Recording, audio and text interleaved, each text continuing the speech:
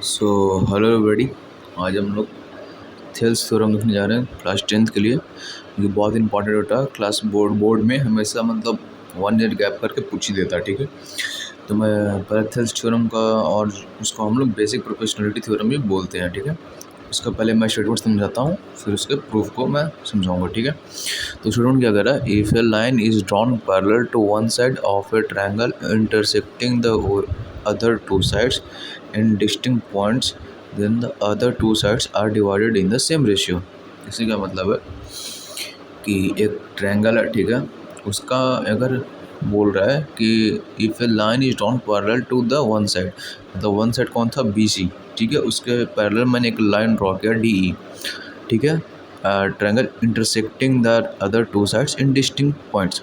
ठीक है, तो बोल रहे हैं कि ये जो लाइन है वो इंटरसेक्ट कर रहा है इसके दो साइड को, तो डिफरेंट पॉइंट्स पे, जैसे D और E पे। साइड AB को D पे कट कर रहा है, इंटरसेक्ट कर रहा है, और साइड AC को E पे इंटरसेक्ट कर रहा है। Right, so that's what it is saying.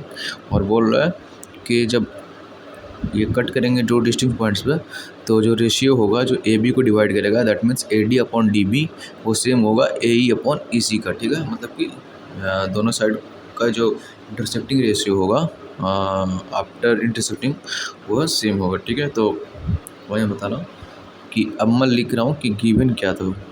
तो गिवन क्या था, DE पैरेलल टू BC, मतलब कि ये DE है वो पैरेलल है BC का। ठीक है, और हमें प्रूफ क्या करना है, AD upon DB equal to AE upon EC, मतलब कि जो टू डिफरेंट साइड्स हैं उनको इक्वल रेशियो में इंटरसेक्ट कर रहा है। ठीक है, देखिए प्रूफ क्या करेंगे हम लोग। प्रूफ क्या करेंगे, सबसे पहले हम लोग ADE का एरिया लिखेंगे। ठीक है, तो जैसे ही हम लोग ADE का एरिया लिखेंगे, ADE, राइट, तो AD का एरिया लिखेंगे, तो यहाँ पे हमारे पास दो परपेंडिकुलर। ठीक है, अगर मैं साइड AD लूँ तो परपेंडिकुलर मेरा हो जाएगा ME, अगर मैं साइड AE लूँ तो मेरा परपेंडिकुलर हो जाएगा DN। ठीक है, तो जो एरिया होता है ट्रायंगल का वो क्या होता है, बेस, मतलब जो ये AD बेस हो जाएगा तो हाइट क्या हो जाएगा ME, अगर मैं AE बेस ले लूँगा तो हो जाएगा DN। राइट, तो दो बेस और दो हाइट होगा। तो हम लोग क्या करेंगे कि यहाँ पर जो एरिया लिखेंगे ADE का, वो दो तरीके से लिख सकते हैं, 1/2 इंटू AD इंटू EM, जब हम लोगों ने बेस AD को लिया है। ठीक है, अगली बार क्या लिया कि AE को हम लोगों ने बेस लिया है, दैट इज AE। ठीक है, तो हमारा सिमिलरली उसी तरीके से परपेंडिकुलर या फिर जो परपेंडिकुलर साइड होगा वो भी बदलेगा, जो हाइट होगा शुरू में क्या हो जाएगा ME, जो कि AD के लिए हो जाएगा DN, जो कि AE के लिए हो जाएगा। ठीक है, सो सिंपल। अब हम लोग चाह रहे हैं DEC का निकालने के लिए, DEC, राइट, तो DEC के लिए परपेंडिकुलर क्या हो जाएगा DN, राइट, क्योंकि अगर मैं ऐसे एक ट्रायंगुलर लेता हूँ, अगर मुझे इसका एरिया निकालना हो तो क्या करूँगा, अगर इसको मैं बेस ले रहा हूँ। ठीक है, जैसे यहाँ पे है हमारा EC हमारा बेस होगा, यहाँ पे है DEC के लिए EC है।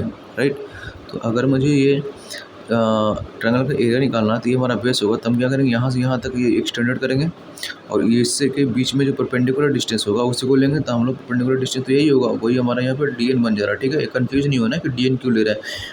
मैं भी जब क्लास 10 में तो कन्फ्यूज होता था कि DEC है, इसमें परपेंडिकुलर तो है नहीं, तो ये तो बाहर किसी दूसरे का परपेंडिकुलर नहीं, परपेंडिकुलर इसी का है, बिकॉज इस बेस के लिए परपेंडिकुलर यही होगा। लाइन एक्सटेंड करना पड़े वो अलग बात है, लेकिन परपेंडिकुलर यही होगा। ठीक है, और ये हमारा बेस हो जाएगा, तो इसीलिए मैंने लिखा है यहाँ पे एरिया EC इंटू DN। ठीक है, तो कन्फ्यूज़न नहीं करना। फिर अगर अगला क्या है, BDE, area of triangle BDE। ठीक है, तो उसके लिए परपेंडिकुलर होना क्या हो जाएगा ME। ठीक है, ये भी हमारा परपेंडिकुलर ही होगा। ठीक है, for this base BD base के लिए M हमारा परपेंडिकुलर हो जाएगा। ठीक है, तो यहाँ तक क्लियर होगा। अब क्या करें कि now area of ADE upon BDE, तो area of ADE upon BDE हम लोग क्या लिखते हैं, ADE को क्या लिख सकते हैं, half into AD into EM, और BDE एरिया को यहाँ से लिख दिया हम लोगों ने half into DB into EM से EM कैंसिल, हाफ से हाफ कैंसिल, क्या बच जाएगा AD upon DB। Similarly area of ADE divided by area of BDE लिया हम लोगों ने, ADE को फिर से लिख देंगे 1/2 इंटू AE इंटू DM। यहाँ पे हम लोगों ने बेस AD लिया था, यहाँ पे AE लिया है, क्योंकि कॉमन हमें मिलना था जो मिल रहा है। ठीक है, तो हम लोग फिर से DN कैंसिल हो जाएगा, हाफ से हाफ कैंसिल हो जाएगा, क्या बच जाएगा AE upon EC।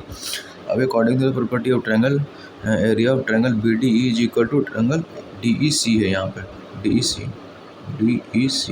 Right, so DEC so according to property of triangle, area of triangle B D is equal to D E C. How, मैं बताता हूँ। ये प्रॉपर्टी ऑफ ट्रायंगल क्या कहता है, शायद आप लोग 9th में ही पढ़े होंगे, मैं भी। ट्रायंगल क्या कहता है कि अगर ये दो parallel side, right, B C और डी ई, ठीक है, बी सी और डी ई है और दोनों एक ही बेस, मतलब दोनों का बेस सेम है। जैसे एक ट्रायंगल लेते हैं बी डी ई, ठीक है, इसका बेस कॉमन है डी ई। अगर मैं ट्रायंगल लेता हूँ डी ई सी, इसका भी बेस कॉमन है डी ई।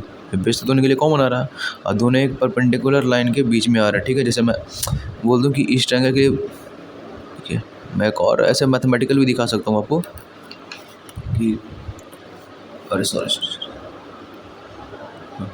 अगर मैं डी ई को एक्सटेंड कर दूँ बाहर तक और यहाँ से परपेंडिकुलर डालूँ, ठीक है, परपेंडिकुलर, ये परपेंडिकुलर लाइन जो बनाया हूँ, सॉरी, हाँ, ये जो परपेंडिकुलर लाइन बनाया हूँ एक्सटेंड करके, वो परपेंडिकुलर लाइन दोनों के लिए हो जाएगा, ठीक है, बी ई डी के लिए और डी सी ई के लिए, राइट, वो दोनों के लिए परपेंडिकुलर ही होगा।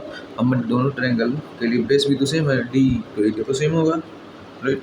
अगर मैं परपेंडिकुलर साइड देखूँ तो दोनों के लिए परपेंडिकुलर ही होगा, ठीक है ना, ये हाइट ही हो जाएगा और बेस दोनों का सेम है, दैट्स वाई ये इक्वल हो जाएगा ट्रायंगल। ये प्रॉपर्टी है जो कि प्रूव करना मतलब ईजी है ना, आपको दिखा दिया।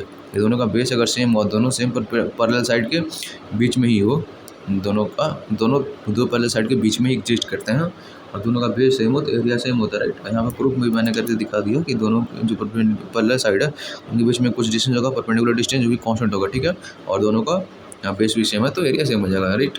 आप करके भी देख सकते हैं, और उससे कोई दिक्कत नहीं है, ठीक है। अगर दोनों का एरिया यहाँ पर सेम कर दिया मैंने तो क्या हो जाएगा, ये दोनों इक्वल हो जाएंगे, ये दोनों इक्वल हो जाएंगे तो क्या हो जाएगा हमारा A D upon D B equal to A E upon E C, ठीक है।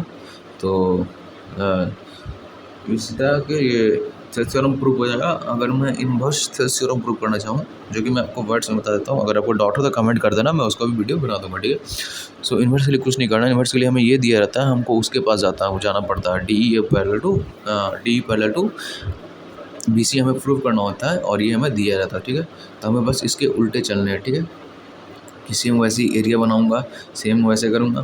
तो ए डी अपॉन डी तो पहले से पता है, तो हमारा एरिया क्या हो जाएगा, B D equal to area हमारे पास ये वाला आएगा, B D upon equal to C D E, ठीक है। एरिया हमको मिलेगा ये दोनों इक्वल, ये दोनों एरिया इक्वल तभी हो सकता है दोनों पैरेलल साइड होंगे, ठीक है। ऐसे करके हम लोग प्रूफ करेंगे, ठीक है। सो आई होप ये क्लियर होगा। अगर इन्वर्स थ्योरम क्लियर नहीं है तो कमेंट करना, मैं वीडियो बना दूंगा, ठीक है। Till then keep learning, good bye.